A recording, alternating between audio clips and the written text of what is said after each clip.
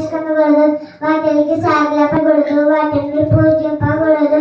నీ దేవుడైన యెహోవా నామమును వ్యర్థంగా ఉచ్చరింపకూడదు. విశ్రాంతి దినమును పరిశుద్ధంగా ఆచరించుటకు జ్ఞాపకం ఉంచుకొనుము. నీ దేవుడైన యెహోవా నీకిచ్చిన దేశంలో నీ దీర్ఘాయుష్మాన్నట్లు నీ తండ్రిని నీ తల్లిని గౌరవించుము. నరహత్య చేయకూడదు, వేరు చెడింపకూడదు, దొంగలింపకూడదు, నీ పొరుగువాడి మీద అబద్ధ సాక్ష్యము పలుకకూడదు, నీ పొరుగువాడి ఇలా ఆశింపకూడదు. Thank you.